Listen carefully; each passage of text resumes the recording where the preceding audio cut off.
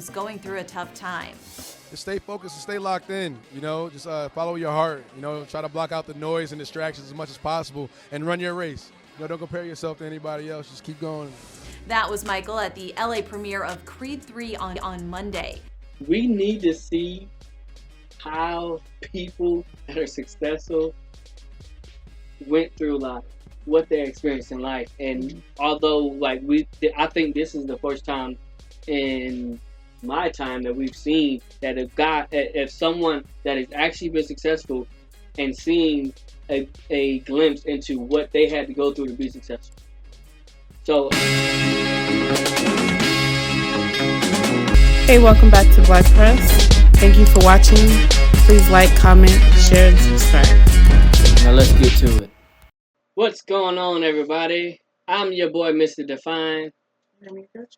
And we are Black Press.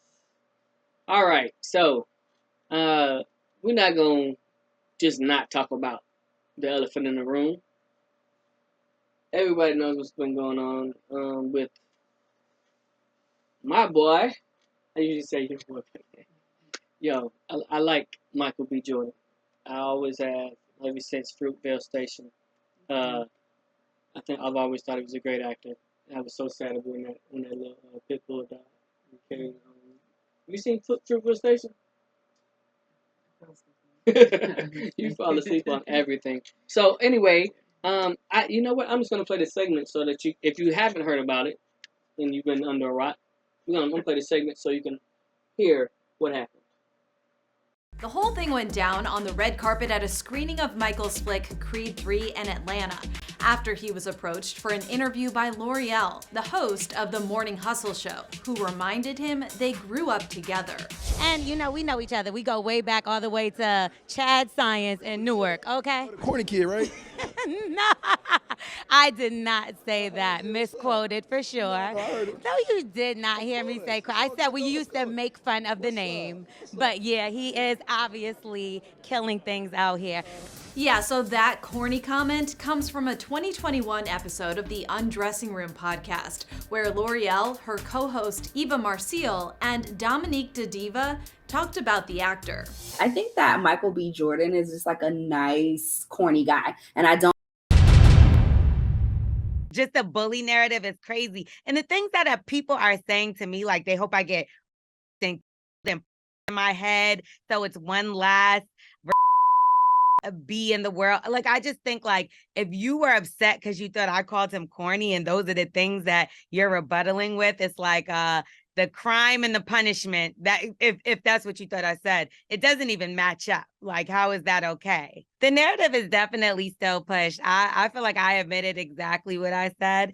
And then even those words got turned around. When I told the story, it was super lighthearted. It wasn't even in the sense of me breaking down the entire school experience. FYI, we went to school together for 1 year.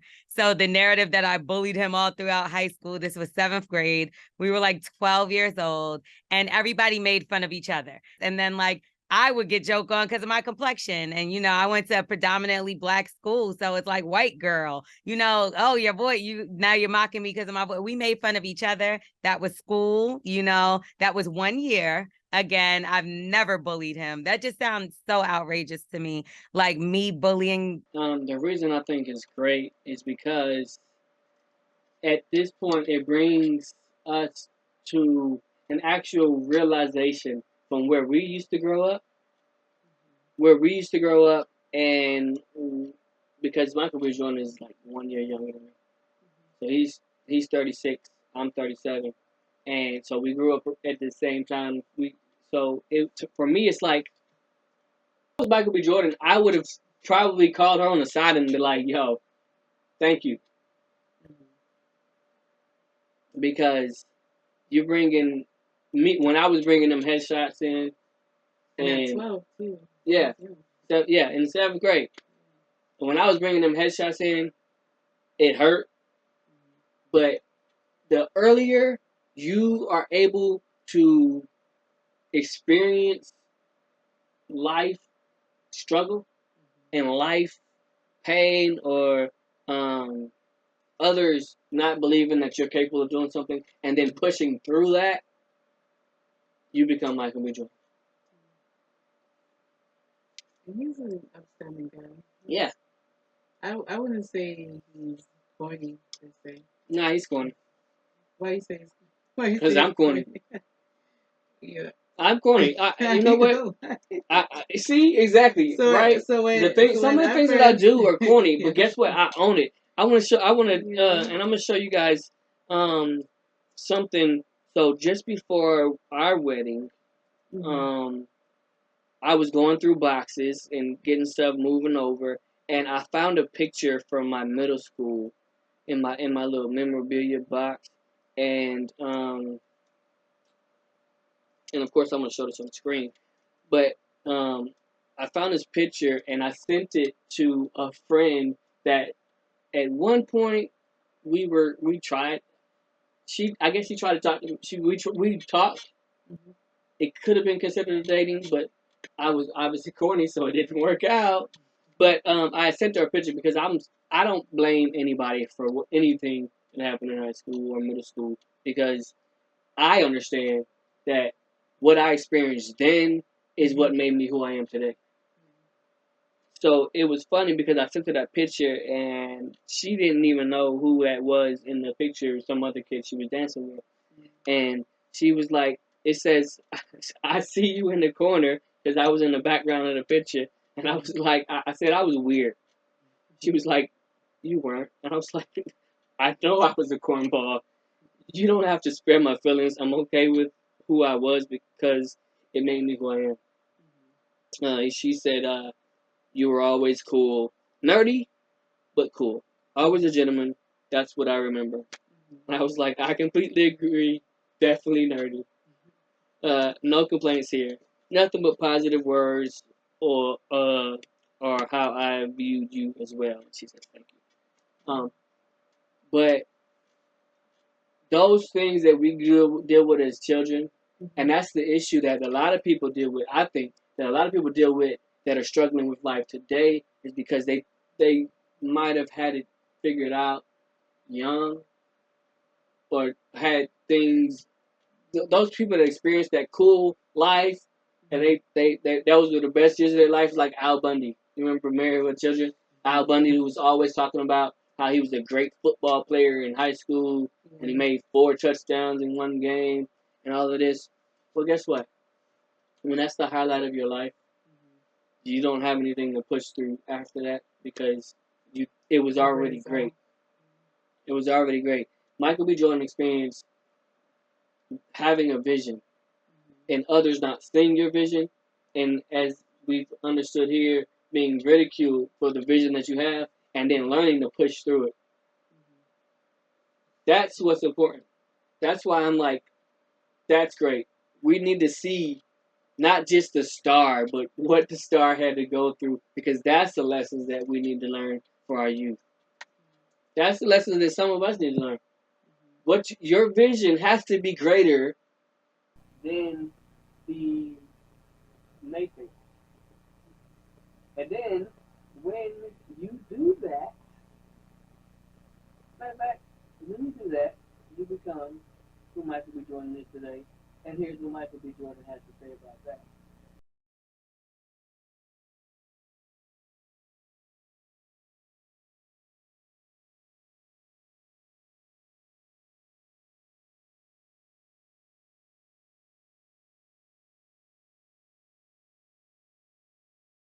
Pretty much he said push through it.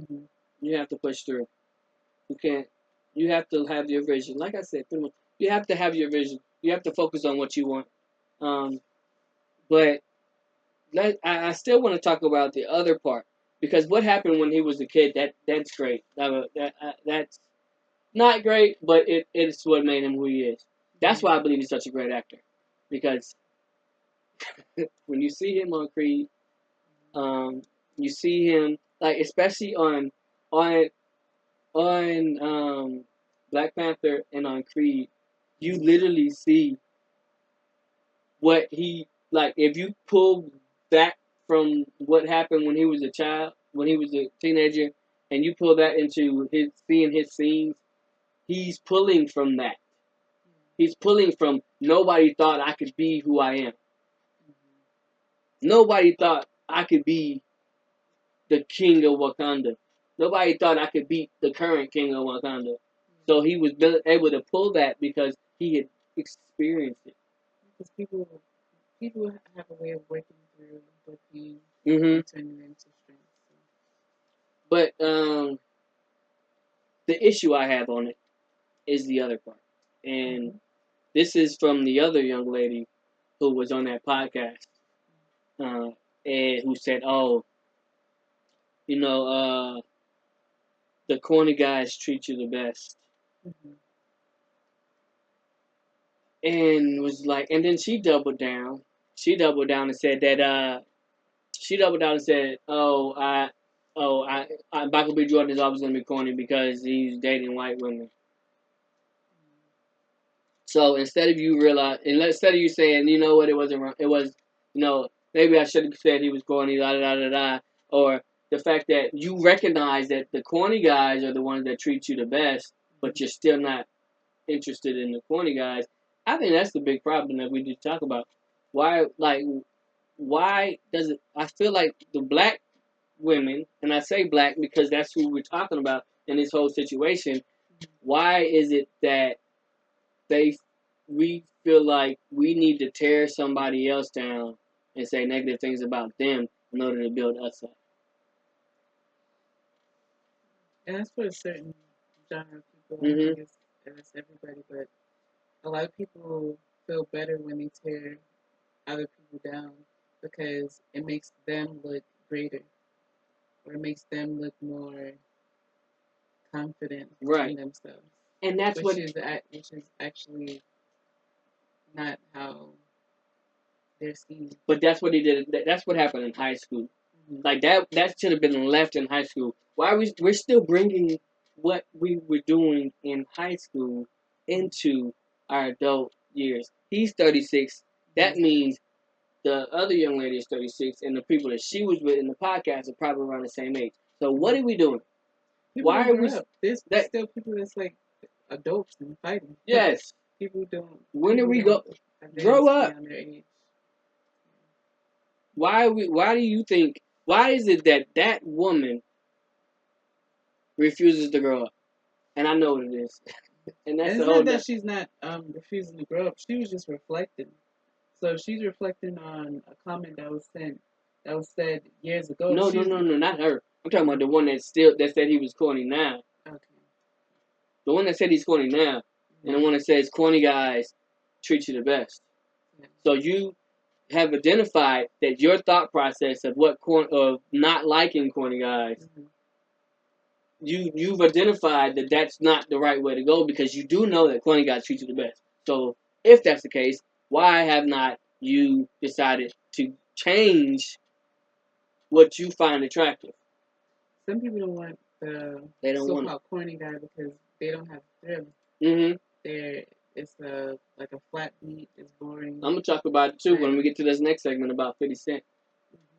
Mm-hmm. But if you think about it, like you have to give people a chance. Mm-hmm. You have to give people a chance. And not everybody that's labeled as corny is actually corny. I see a cornball as somebody that. What is a cornball? It's a cornball is somebody who has a specific vision that they are willing to stick to. And not deviate from. I don't see that. Let me tell you why when it becomes a cornball, when it becomes a cornball when somebody's saying, "Oh, let's go out," or "Let's go on vacation." No, I can't go on vacation right now. I got this, and this to do. No, I can't go on vacation right now because I have my finances are focused on this, and this. I'm not broke. I'm just shifting my finances to something that's catered to my vision. That's cornballish to a lot of people because you're not capable of going out or going on vacation. No, I'm capable. I'm just not willing to shift my direction to what you want to do which is have fun, because there's right now we're living in such a microwave. I need it now. There's YOLO, or there's no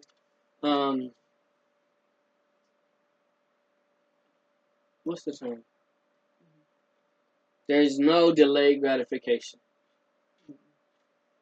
We do not. Yes, we living in instant gratification. Just like food. You want it fast. Now I want that microwave. But there's no delayed gratification. But guess what? Guess who practiced delayed gratification? Michael B. Jordan. He pushed. He did the work, and now Michael B. Jordan, at 36 years old, has a star on the Walk of Fame. 36 years old. Guess who else got a star this week? Monica. Oh, she should have been from Friends. Not wait, you talking from Friends? No, the singer. She's not an actor. She's not an actress. Why would Monica have a star on the Walk of Fame? She's not an actress. She does. Yeah, but she doesn't have an. I'm talking about Monica from Friends. I don't know what her real name is. But Monica from Friends, and guess who was there? Rachel and Phoebe were there. You know, so they were all there for her star. But I don't know how old she is. She's definitely older than 36. She's a very good actress. Yeah, but she's no Michael B. Jordan. You know what I'm saying? So corny, and I told my sister the other day because she's finishing her master's. Well, she just finished off her classes for master's. She'll be graduating from UGA, and I told her because obviously inspired by Michael B. Jordan. Corny is only for those who are the cream of the crop.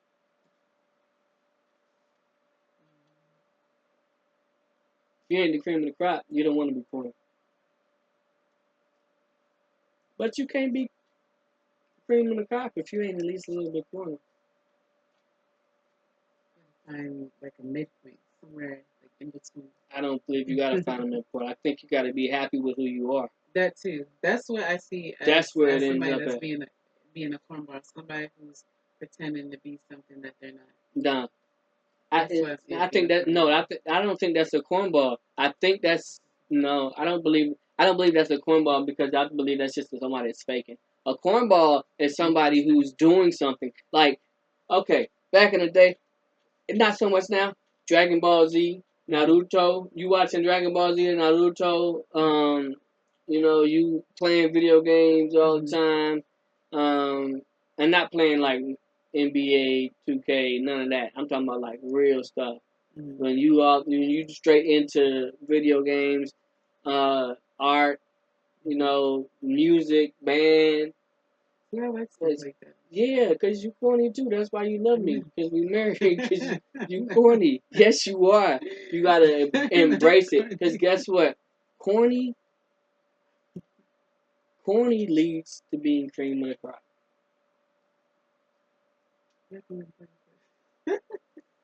I ain't gonna ask that. So, like, I'm okay with being either or. I see myself as being a confident. Like, I'm definitely Yeah, you're definitely confident. So whatever label. Wait, I said confident. I did not say arrogant. I did not say arrogant. So whatever label someone decides to put on you, you don't have to keep it. It's up to you to stand up to what you want to be. Just be yourself. I like corny. I'm not accepting. I get myself like there are things that I like that are corny, and I understand that society as a whole does not identify with things as being cool, like having stock investments or farming. Like in that conversation where they were talking about him being corny, it was part of it had something to do with the fact that he for Valentine's Day he bought Lori Harvey stocks in the company. He bought her wealth. As long as I get you some flowers and some chocolates to go with it.